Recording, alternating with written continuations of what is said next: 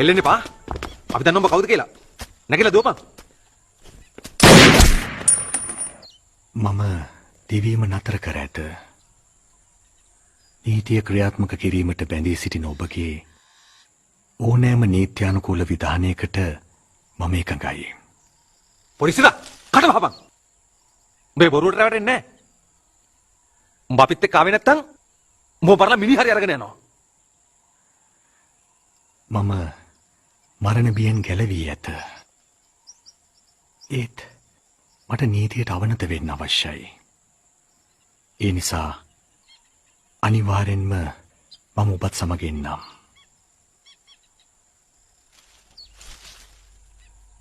සාජන් Harris. ඔව් sir. දනමුට මාංචු.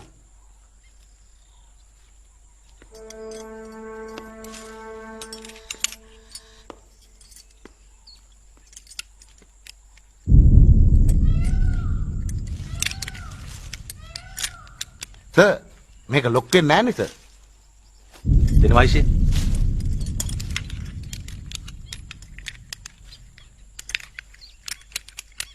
මේ lock වෙන්නේ?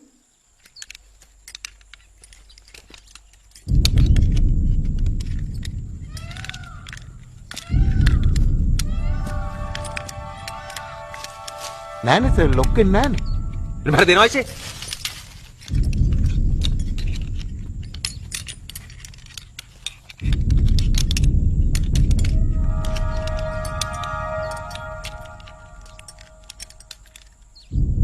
ලොක් වෙන්නේ ආයිෂේ. මේ බාල බඩුව අරගෙන වෙලාවකට ලොක් වෙනවා වෙලාවකට ලොක් වෙන්නේ නැහැ. සාජන් හැරිස්. මේකව ගාඩ් කරන් යන්න. බලනවා සිවුරස් මොනවද ආයුත් වෙනවද කියලා. සර්ච් කරලා බලනවා. හොඳයි සර්.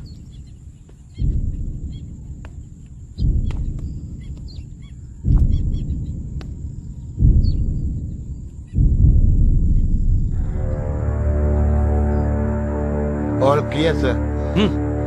යමු. මොකද මේ මුගේ සෝබන ගමන? සාජන් හැරිස් දෙන්නේ එක කල්ලගෙන මූ ඇදලා ගිහින් දාන ජීප් එකට. කමක් නැහැ සර්. තව ටිකයිනේ යන්න තියෙන්නේ. ඔහම ගියාද? ඊයේ සර්ව බස්සලා අපි අරුව අරන් ගියානේ මැඩම් ගාවට.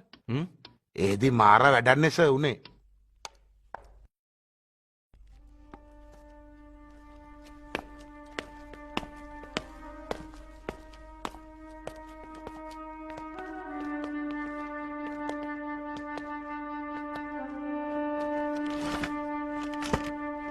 මේරි ඔය සුදුරිද්දක් කරන් එන්න.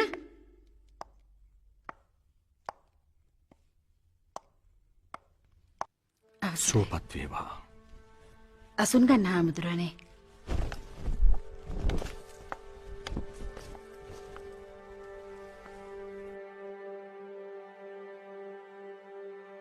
සුවපත් වේවා.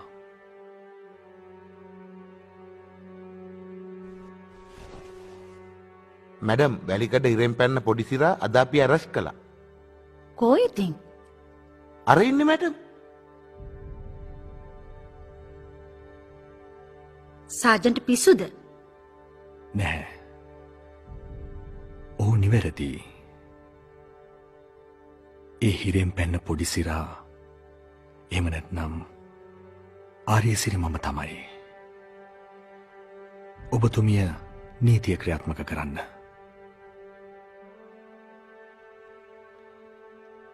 මෙතන මොකක් හරි ලොකු වැරදීමක් වෙලා තියෙනවා. මේක අදාගන්න අමාරුයි. මැඩම් මේ තියෙන ෆින්ගර්ප්‍රින්ට්ස් වාර්තාව. මේ අනුව තමයි අපි ආව අරස් කළේ. කෝ බලන්න.